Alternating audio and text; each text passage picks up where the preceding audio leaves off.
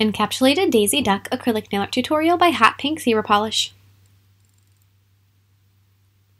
Hi guys, in today's video I'm going to be showing you a daisy duck design that goes right along with my Minnie Mouse design that I did on a couple days ago, that I uploaded a couple days ago. So if you guys are Disney fans and you want to do something Disney character-y, I really like this design. I never was as big of a Daisy Duck fan, but this little girl absolutely loves Daisy Duck, so I couldn't help myself but do a Daisy design to go with my Minnie one when we went on our trip.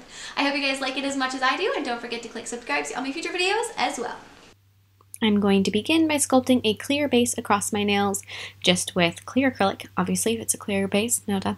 Anyhow, so just take clear acrylic, sculpt out the length of the nail that you would like to have, and also apply a very thin layer of clear acrylic across the nail bed as well.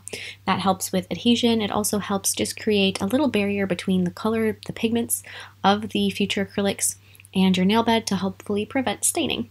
So then with a very shimmery mix of a shimmer pigment with clear acrylic, I'm going to be applying just a thin color layer over my ring fingernail, just so that there's no chance of, I don't know, just makes it look a little bit prettier in the background. So apply that, and then on a nail art mat, a silicone art mat, I'm going to start drawing out the shape of my Daisy Duck. So I'm using black acrylic paint, and I'm just going to go over and draw out all the outlines, basically like a sketch of Daisy. While I'm doing this, you're going to want to just kind of keep in mind that this is a sketch. Your lines aren't the permanent thing in the end, so don't overstress about it. Just start in one place, start to work on it, figure it out. Just go through it like that. Add her bill. As you can see, it wasn't perfect, but that's just fine. Go through, finish her smile. Keep in mind the size of the fingernail that you're placing this on so that you don't get it to be too big or too small in the final result. So then with some white gel polish, I'm going to start filling in Ms. Daisy's face. So just go through and do all of her facial area, fill in the little tufts of feathers at the top of her head as well. Go ahead and flash cure that, and then with a purple gel polish, I'm going to fill in her bow. So throughout this whole design, anytime you feel like you need to flash cure, go ahead. 10-15 seconds in a lamp is all you need. You don't have to do like a full 30 seconds or 2 minutes depending on what gel line you're using. So just bear in the back of your mind that you can flash cure whenever you think it is necessary, and then do a full cure either at the end or about halfway through. So now with yellow, I'm going to be filling in her bill, and as you can see right next to my Daisy Duck, I have a larger version of her bow and just the very top of her head. I'm doing that because I'm going to be placing that one on my thumb, but it's the exact same process as the smaller Daisy Duck, just with less of her. So now I'm going to be adding some shading with a lighter shade of purple. I'm going to be adding some highlights on her bow. Go through and just add a little bit of dimension here and there. You can place down that other color of gel polish and then blend it out. And then on her face, I'm going to be taking a dove gray type of color. I'm going to be adding some shading here and there in her face just to give her a little bit more dimension. Adding those little bits of shading, you guys, makes such a big difference. I can't even stress it enough. I recommend doing that so much. It's something that it does take a little bit of time, but really not that much, and it takes your work from looking flat and lifeless to looking like it could just pop right out of the nail and start talking. So if you have the time for it, definitely add a little bit of shading on all of your work, if you can. And then I'm going to be taking kind of a golden mustard yellow color and adding some shading on Ms. Daisy's beak. And then I'm going to be filling in her eyes with light blue, adding a little tiny pink tongue in the dark red of her mouth. And then there is the dark blue of her eyes. And there are two methods that I would, typically see for adding that shading, because you don't want to do just black lines necessarily. You want them to be blended and smooth.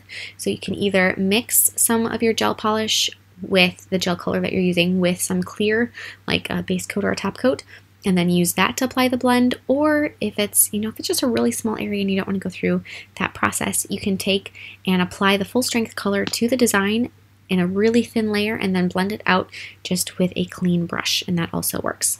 So then I'm going to add a little bit of outlining around her eyes with some black to darken it up a touch, and then using some black as well, I'm going to be adding her pupils in her eyes. Adding a little bit of shading with the black as well, a touch of teal in her eyes to give them a bit of a highlight, a little white highlight in the eyes, and just go through and add little lines here and there. You can also add a little white highlight on the edge of her beak if you'd like. And then on her eyes, you're going to want to add another little bit more vivid outline on the sides, and then her eyelashes. Apply a layer of gel top coat over the Daisy Duck, and then you're going to want to glue your Daisy onto the nail. So peel it off the mat and then glue her on. If you need to trim off anything, if it goes off the nail a little bit, like the one area of her bow on my finger did, just take a little manicure scissors and nip that on the sides, just like that. Make sure it's glued down as good as you possibly can get it. So anything that's sticking up, put a little bit more glue down, hold that in place. And then after all of that's done, you're going to encapsulate the nail with a layer of clear acrylic over the whole thing. So just apply it like so. Make sure that you do encapsulate the entire design. You don't want any little bits of that gel polish sticking up through the clear acrylic, because as soon as you go to start filing it, it will file it away into Never Never Land. So make sure that it is fully capped just to prevent that. It's basically like erasing all of your hard work. And then to move on to my pinky nail, I did a knot polish stripe pattern going across the nail. So I'm going to be applying a shimmery purple near the cuticle and then cutting a straight line with an X-Acto knife so that I have a nice crisp edge. Then filling in the next stripe with white, same process, apply the white acrylic, let it set up for just a couple seconds. After it is starting to set, I'm going to take that X-Acto knife and trim away any extra polish, revealing a nice, really sharp looking line. Going back to the purple, you guys get the picture, going back and forth. And I know that there are some people that don't want to use an X-Acto knife, and I've seen people use wire to do this same thing, or as you can see, I had floss out, but it works a lot better to use actual floss, not using a floss pick like I did, but you really need two hands for it, so it doesn't work too well to do it on yourself. So if you're doing this on yourself, as I am, I would probably recommend sticking with using a knife for it. You just have to be very careful and very cautious, but let's face it, if you're going to be cutting somebody, I would rather cut myself than a client, so I'm not really that worried about using an X-Acto knife, and anytime that I've ever done this, I've never had an issue. So it's really just kind of your own personal preference what you use to cut away that sharp line, but bear in mind, I don't know, I did cut myself, and I wasn't really very worried. Not every X-Acto knife is really that sharp. Use one that's dull, that's been sitting in the drawer for a couple years. Finish that nail off, add the final little bit of purple at the tip of the nail, and if you wanted, and you wanted your stripes to be like sharp, crisp, sharp enough to cut, then you would definitely probably want to take a hand file and file each stripe before you applied the next color, but that's a very time-consuming process, and just know that going into it. File the nail to smooth all of that striped pattern out, and then you're going to encapsulate the nail with a layer of clear acrylic. After you do all that filing, the design isn't necessarily very strong. You want to make sure that you just apply a nice cap of clear on top of it so that it isn't going to be fragile. And then after you have that on, I'm going to move on to my index nail, which is going to be a reverse French technique. And I'm going to begin by sculpting out the nail bed and the smile line with my Cover Pink. Now, really quickly, I do want to mention that I'm doing all of this with my left hand. And while I would say that I am fairly ambidextrous, I don't have the strength in my left hand that I do in my right hand, and I don't also have the practice with my left hand that I do with my right hand. So every time I watch work of mine that I've done with my left hand, I always think to myself, oh my goodness, it looks so sloppy. Like that nail bed, it just looks so thick and a little bit uneven to me. So if you guys are looking at it and thinking the same thing, there is a reason for it. My left hand just isn't quite up to snuff all the time. And then plus doing it on camera is always just a little awkward. So there is that. Now I'm going to be filling in the tip of that nail with the same shimmery purple that I was using for my striped pattern before, which is a color that I actually had got in the mail that day. And I was so excited. I was like, I'm using this right now. So there is that shimmery purple color, or glittery purple color. And then I'm going to take a little bow-shaped glitter that's holographic and amazing, and I'm going to be placing that right in the center of my tip, and then capping that whole tip of the nail with some clear acrylic. The Cover Pink nail bed area does not need to get a cap on it because that Cover Pink is plenty strong and it's plenty thick. Trust me, that nail looked really chunky until I filed it down.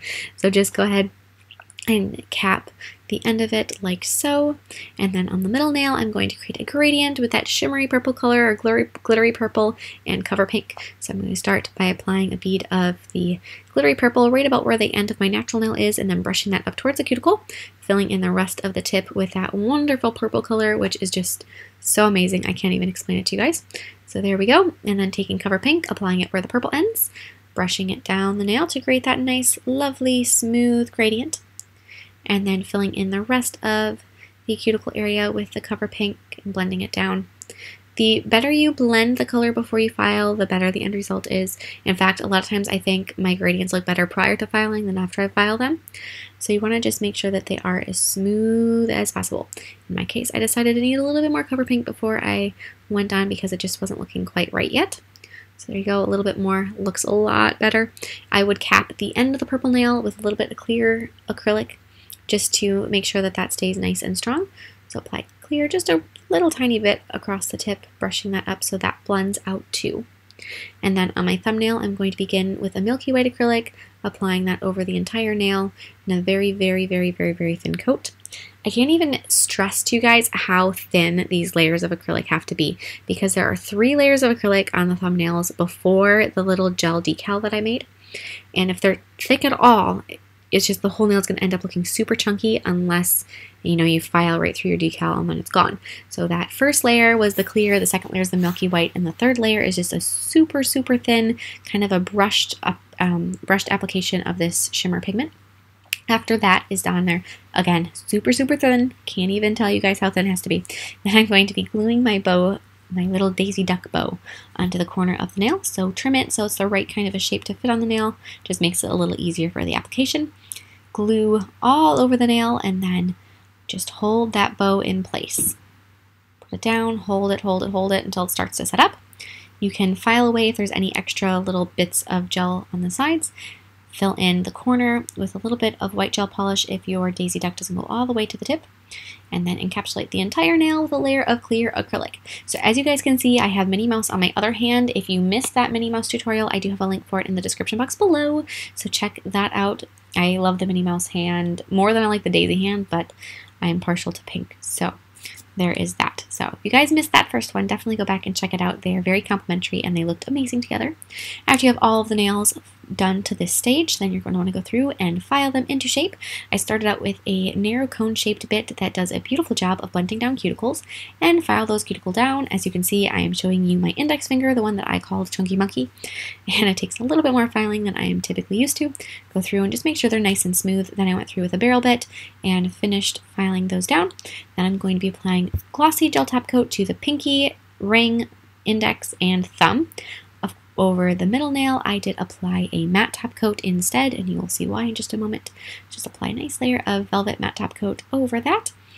Cure all of those, and then take glossy gel top coat and paint stripes going across the nail so it has another little tie-in to the rest of the design with the stripes. In my mind, I always think of Minnie Mouse having the dots and Daisy having stripes, even though I don't typically see Daisy in stripes. It's just what's in my mind. So that's where this whole thing came from. Then I'm going to be attaching a large rhinestone glittery bow to the top of that nail with a bead of clear acrylic to make sure that it is really, really stuck on there. Kind of tuck it up around the middle of the bow ever so slightly, just to create little prongs that are holding that bow in place so it does not go anywhere. And that is it. I absolutely love this design. Melody loved having Minnie and Daisy in my bow, or in my nails. She calls them Mimmy and Daisy, or and Daddy. But here is Melody meeting Daisy and Donald.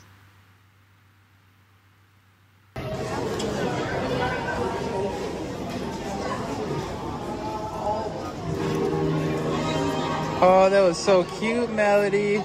Yeah, does she have eyes? Oh, and a crown too. Wow. And a pretty dress. Melody, do you have a pretty dress on?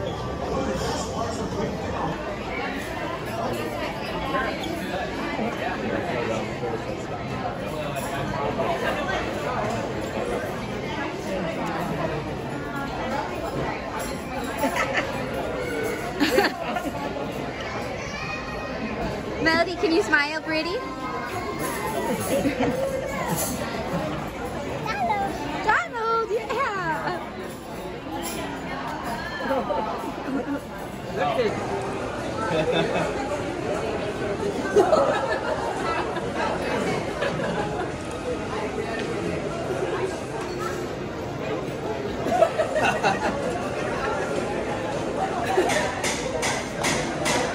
I think we need a third in here.